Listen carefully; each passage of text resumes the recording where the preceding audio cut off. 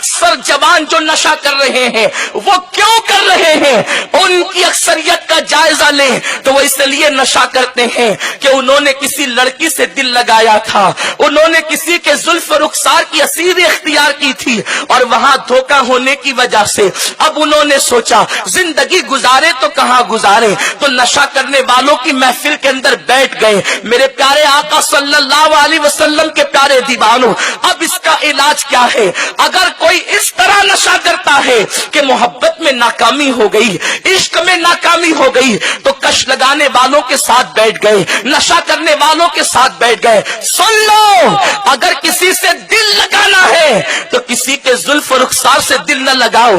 میرے کریم کے علم میں یہ بات ہے کہ میں نے اپنے بندوں کو دل دیا تو کوئی حسن بھی چاہیے، کوئی دلدار بھی چاہیے، کوئی دل کا مالک بھی چاہیے، تو میرے کریم نے ہمیں آوارہ نہیں چھوڑ دیا، ہمیں بہرا روی کا شکار نہیں چھوڑ دیا۔ دل کو حسن پسند ہے، دل کی فطرت محبت ہے، دل کی فطرت عشق ہے، تو اللہ تبارک و تعالیٰ نے دل والوں کے لیے ایسا دلدار پیدا کیا کہ جس کو حسن یوسف بھی ٹکٹکی باندھ کر کے دیکھتا ہے۔ کیا حسن ہے اے سیدی ابرار تمہارا، اللہ بھی ہے طالب دیدار تمہارا۔ او عشق میں ناکام ہونے والوں، وہ عشق ہی کیوں کرتے ہو جس میں ناکامی ہو؟ وہ عشق کی طرف ہی کیوں جاتے ہو جہاں دھوکہ دیا جاتا ہو؟ ارے جہاں محبوب بے درد ہو تو ایسے سے بھی محبت کی جاتی ہے، جہاں محبوب بے دل ہو ایسے سے بھی عشق کیا جاتا ہے۔ آؤ اس کے عشق کی طرف، آؤ اس کی محبت کی طرف جس عشق میں کبھی ناکامی نہیں ہے۔ وہ عشق ایک کالے رنگ کے بلال کو ملتا ہے تو وہ اتنا بلند ہو جاتا ہے کہ کعبہ اس کے قدموں کے نیچے آ جاتا ہے۔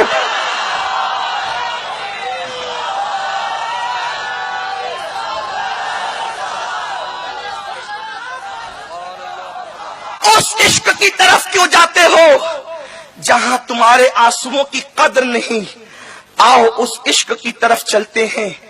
تم سوتے ہو اور وہ محبوب راتوں کو تمہارے لیے روتا ہے، تم ہنستے ہو اور وہ رو رو کر آنسو گرا گرا کر آنسوؤں کی سوگات پیش پیش کر کے اللہ تبارک و تعالیٰ کی جہنم کی آگ کو ٹھنڈا کرنے کی کوشش کرتا ہے۔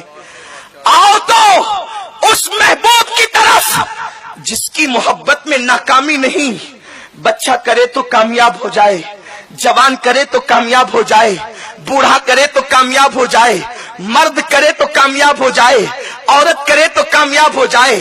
ارے جب ہاں اسی مدینے کے دلدار سے اگر کوئی عشق کرتا ہے، اگر اویس کرتے ہیں تو اپنے وقت کے سید التابعین بن جاتے ہیں۔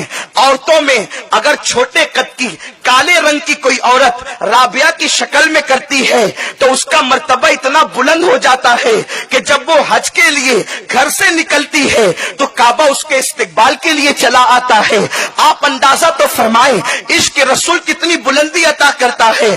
لوگوں کے پاس نشے کے خلاف تقریریں تو ہو سکتی ہے، نشے کے مخالفت میں نعرے تو ہو سکتے ہیں، لیکن اس کا علاج نہیں، اس لیے کہ اہل حسن کے لیے میرے رب نے حسن بھی پیدا فرمایا ہے، اہل عشق کے لیے میرے کریم نے ایسا جلوہ پیدا کیا ہے۔ خدا کی قسم وہ جلوہ بھی کیسا جلوہ ہوگا کہ جس کو بنانے کے بعد خود ہی پیار سے 100 مرتبہ تکتا ہے۔ اللہ اکبر! آپ اندازہ تو فرمائے، بلکہ اس جلوے کو ہی نہیں تکتا جو آنکھیں اس محبوب کا دیدار کرتی ہے، خدا اس آنکھوں کو بھی تکتا ہے۔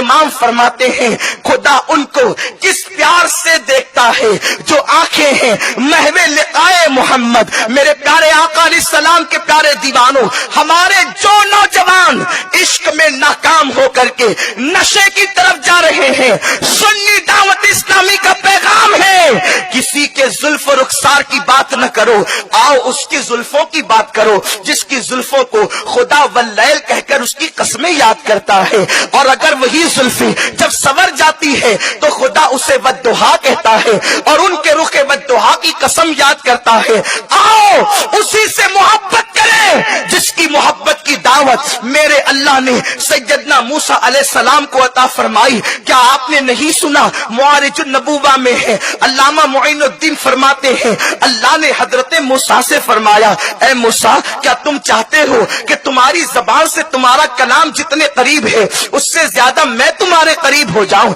تمہارے جسم سے تمہاری جان جتنی قریب ہے اس سے زیادہ میں تمہارے قریب ہو جاؤں؟ تمہاری آنکھوں سے تمہاری نگاہ جتنی قریب ہے اس سے زیادہ میں تمہارے قریب ہو جاؤں؟ جناب کلیم کہتے ہیں مولا کیوں نہیں، یقیناً میں یہی چاہتا ہوں کہ تم میرے قریب ہو جا، میں تیرے قریب ہو جاؤں. تو ارشاد ہوا موسیٰ اس سے عشق کر لے جس سے میں بھی محبت کرتا ہوں. پوچھا وہ کون ہے جس سے تو محبت کرتا ہے؟